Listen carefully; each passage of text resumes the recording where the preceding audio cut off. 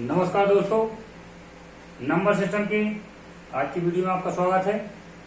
Video को शुरू करूं उससे पहले आप उसको लाइक कर लीजिए, चैनल को सब्सक्राइब कर लीजिए और अगर पसंद आए तो इसको आगे भी बढ़ाइए और शेयर कीजिए।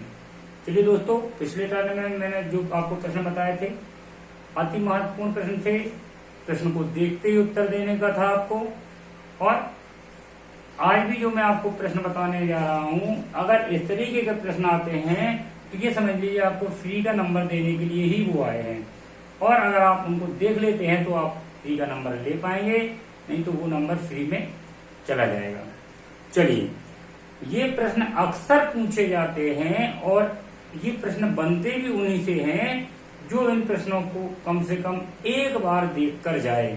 बाकी अगर किसी ने नहीं देखे हैं तो लाख प्रयास करने के बाद भी इन प्रश्नों का उत्तर नहीं बता सकता। कम से कम जो प्रश्न मैं आज की वीडियो में आपको बताने वाला हूं, तो एक नजर आप इस सवाल को देख लीजिए, आपका ये एक नंबर क्लियर है। ठीक, चलिए दोस्तों, पिछले वीडियो में जो मैंने आपको सवाल बताए थे उसी संबंधित एक दो सवाल और बताऊं, फिर आज जो मैं आपको बताना चाह रहा हूं उस मुद्दे पे आता हूं। चलिए, पहला प्रश्न आपका लेते हैं। 60 में कितनी संख्याओं से भाग दिया जा सकता है? 60 में कितनी संख्याओं से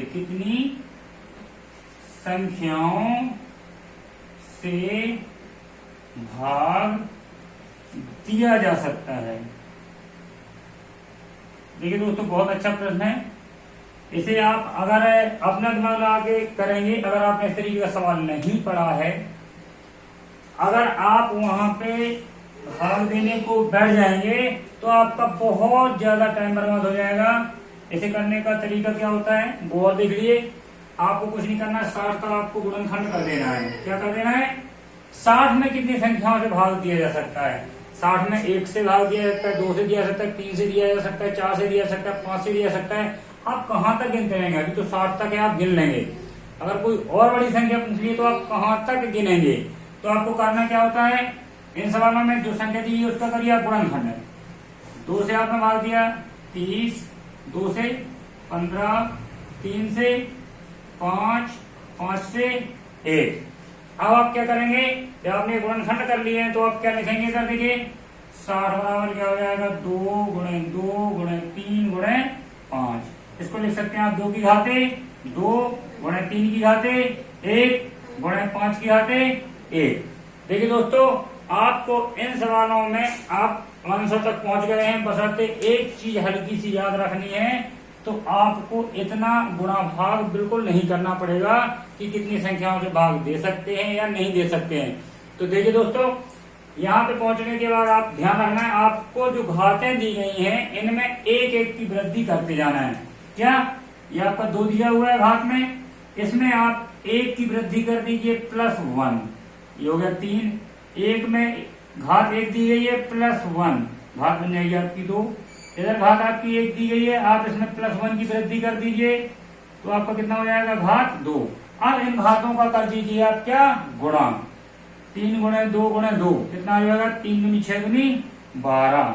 यानी 12 संख्याएं ऐसी हैं जिनका भाग 60 में दिया जा सकता है। 12 संख्याएं आपकी ऐसी हैं जिनका भाग 60 में दिया जा सकता है। देखिए दोस्तों, फिर से रिपीट कर दूं, 60 में कितनी संख्याओं से भाग दिया जा सकता है? इस प्रश्न में आपको क्या करना है? 60 के करना है गुणनखंड कर लिए। 60 के गुणनखंड आपकी 2 गुणे 2 गुणे 3 गुणे 5 आया। इधर आपने 2 गुणे 2 को लिख दिया, 2 की घाते 2। 3 के ऊपर कोई घात नहीं, आपने 1 की घात चढ़ा ली। 5 के ऊपर कोई घात नहीं, आपने 1 की घात चढ़ा ली। अब जो आपकी घातें दी गई हैं, घातों में आप क्रमशः एक एक संख्या बढ़ाते जाइए। 2 में 1 बढ़ाया आया 3, 1 में 1 बढ़ाया आया 2, 1 में यहां भी 1 बढ़ा दिया आया 2।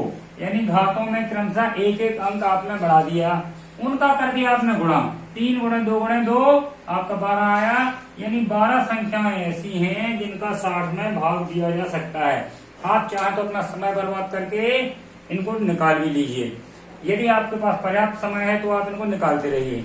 बशर्ते अभी 60 पूछा है तो आप निकाल सकते हैं, अगर वही आपको 360 पूछ ले तो आप नहीं निकाल पाएंगे। ये निकालेंगे तो बाकी के 10 प्रश्न छोड़ के आएंगे। चलिए इसको मैं आपको निकाल के थोड़ा सत्यता की जांच करवा दूं, आप भी थोड़ा सा अपनी बुद्धि लगाइए। देखिए 60 में कितनी संख्याओं से भाग दिया सकता है, अगर आप निकालने के लिए बैठ गए, भाई निकाल भी सकते हैं, है ना। 60 में कितनी संख्याओं से भाग दिया सकता है, 1 का भाग आपका 60 में दिया सकता है, 2 से भाग दिया जा सकता है, 3 का दिया जा सकता है, 4 का भाग 15 चौको 60 होता है, 12 पंचे 60 होता है, 5 का जाएगा, 6 उधम 60 होता है, ठीक है। 6 के बाद आपका और किस किस संख्या से भाग जाएगा, 12 से जाएगा, 6 दूनी 12, 6 ती 18, 6 चौको 24, ठीक, 24 नहीं जाएगा, ठीक है, 18 से नहीं जाएगा, ठीक, 12 से जाएगा आपका, चलिए 13 से नहीं जाएगा, 14 से नहीं जाएगा, 15 से जाएगा आपका, 16 से 17 से 18 से नहीं जाएगा, फिर 20 से जाएगा आपका, ठीक है ना, 20 के बाद सीधा 30 से जाएगा आपका आंसर आया है 12। चलिए आप कोई संख्या छूट गई होगी तो आप निकाल लेंगे। 1 2 3 4 5 6 7 8 9 10, अभी 2 संख्याएं आप छोड़ गए हैं। 2 संख्याएं कौन सी छोड़ गए, एक तो आप यहाँ पे 10 छोड़ गए, 6 के बाद 10 से भी भाग दिया सकता है, 12 से दिया सकता है। अब एक संख्या कौन सी छूट गई, अब मेरे हिसाब से एक संख्या सिर्फ 60 छूट गई है, 60 का भाग भी 60 में दिया जा सकता है। कितनी संख्याएं बनी, 1 2 3 4 5 6 7 8 9 10 11 12, ये आंसर आपका 12 आ गया। आप इस तरीके से गिनेंगे तो समय नहीं बचा पाएंगे, आप इस तरीके से गिनती नहीं करेंगे। चलिए दोस्तों आपको दूसरा सवाल बताता हूं तो आपको क्लियर हो जाएगा। ये आपने नोट कर लिया होगा, नहीं किया है तो आप इसका स्क्रीनशॉट लगा के नोट कर लीजिए। चलिए अब आपका 60 दिया था तो आप एक बार सोच भी लेते कि मैं ऐसे इसको हल कर लूंगा। अगर आप मान लीजिए आपका 60 ना देके 360 दिया है, फिर आप इसको हल करिए, ऐसे किस तरीके से हल करते हैं, तब आपको तरीका ही अपनाना पड़ेगा जो मैंने बताया है। 360 का करिए आप गुणनखंड, ये आपका आसान है। 2 से काटा कितनी बार गया, 2 एकम 2, 2 अट्ठे 16 ही हो गया 0, 2 से काटा ये हो गया 90, 2 से काटा ये हो गया आपका 45, फिर 2 से 3 से जाएगा 15 थी 45, फिर 3 से जाएगा 3 5 15, 5 एकम 5।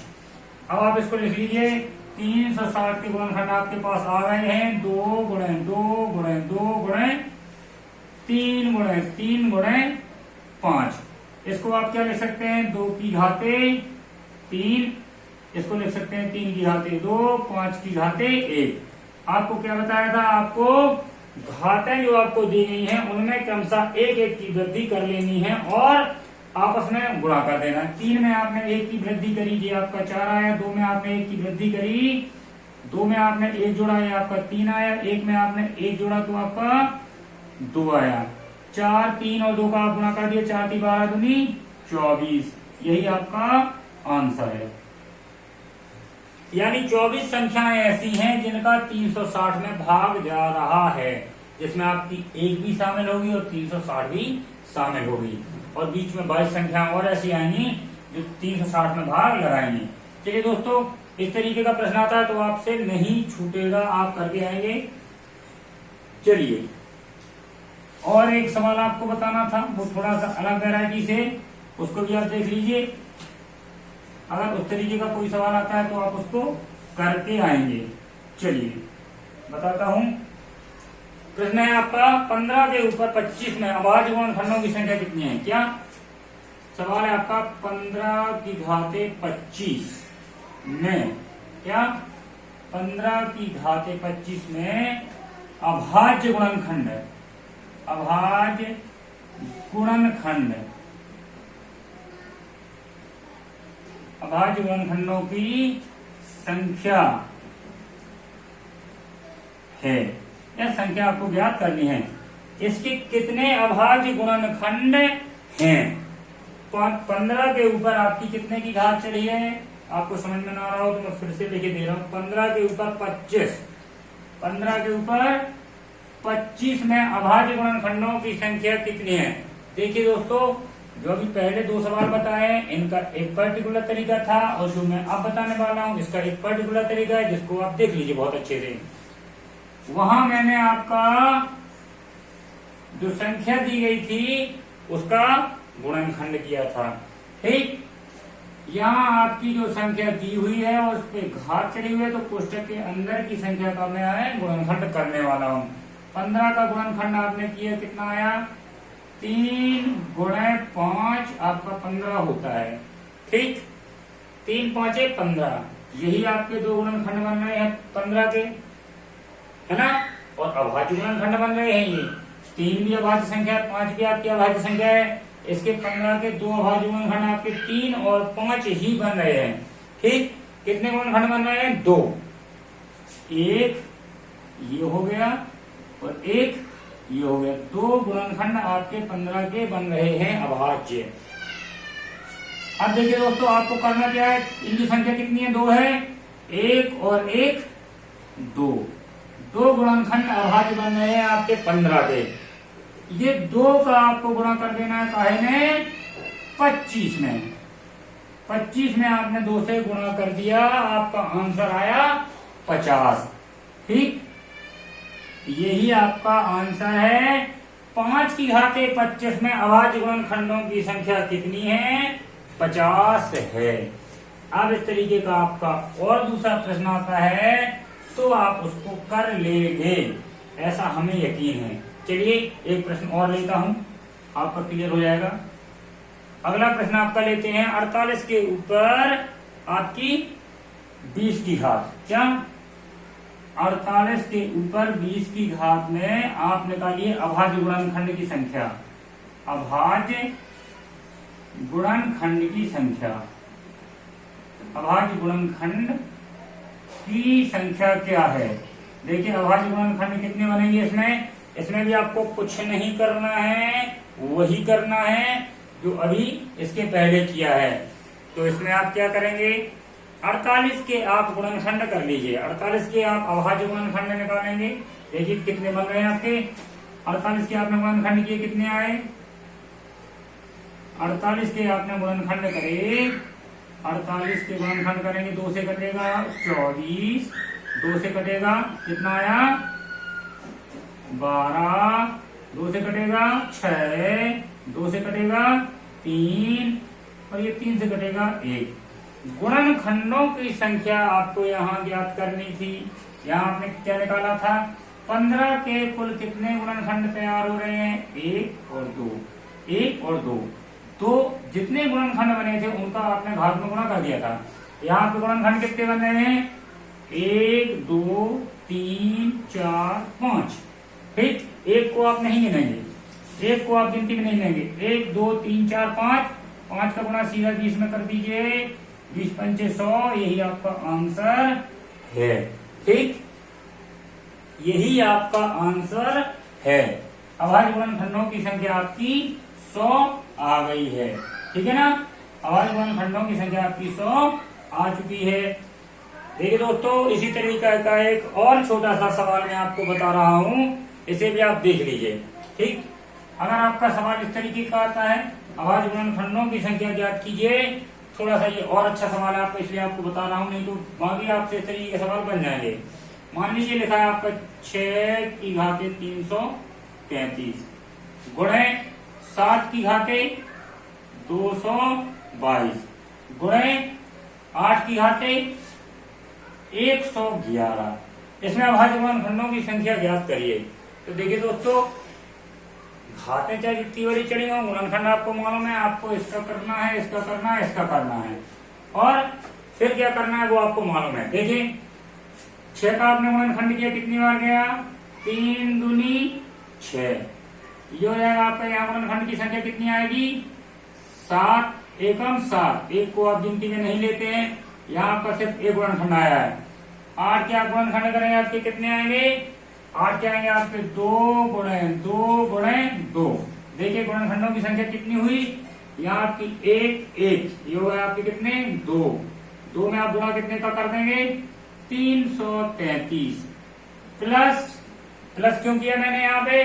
प्लस मैंने इसलिए किया है, इसके आप अलग निकालेंगे, ये आपके गुणा में दिए गए हैं, क्योंकि इसके अलग निकालेंगे, इसके अलग निकालेंगे, इसके अलग निकालेंगे, सबको जोड़ देंगे तो आपका आंसर आएगा। ठीक, ये आ गया आपका। तो इसके अभाज्य गुणनखंड हुए, घात से आपने गुणा कर दिया, इसके अभाज्य गुणनखंड आपका 1 हुआ, 1 में गुणा कर देंगे 222 से, यहाँ प्लस यहाँ अभाज्य गुणनखंडों की संख्या आपकी कितनी है? 1 2 3, 3 में गुणा कर देंगे आप 111 यानी घात से। तो आपका आंसर क्या बनेगा? 333 गुणे 2 बराबर हो जाएगा 666, ये हो जाएगा आपका 222, ये हो जाएगा आपका 333। जब आप तीनों को जोड़ देंगे तो आपका उत्तर आ जाएगा 1221। जोड़ के देख लीजिएगा, यानी 1221 अभाज्य गुणनखंड इसके बनेंगे। ठीक, उम्मीद है दोस्तों आपसे ये सवाल बन जाएंगे। अब इसमें अगर अभाज्य गुणनखंड कभी पूछता है तो ऐसा कोई सवाल नहीं है जो आप ना कर पाए। ठीक, चलिए दोस्तों, अब आपको अभाज्य गुणनखंड या कितनी संख्याओं से भाग दिया जा सकता है दी गई संख्या में, ये वाले सवाल आपसे बन जाएंगे। अब जो मैं सवाल आपको बताने वाला हूं, ये सवाल भी आपके अक्सर पूछे जाते हैं और फ्री का नंबर देके जाते हैं और फ्री का नंबर लेके जाते हैं। अगर आपसे नहीं बना है तो वो आपका नंबर गया। चलिए, अब सवाल ऐसे वाले हैं जिसे सिर्फ आपको नजर से देख के उत्तर देना है। ठीक है ना, पेन उठाने की भी आवश्यकता आपको नहीं है। पेन आपको नहीं उठाना, सिर्फ नजर से देखना है।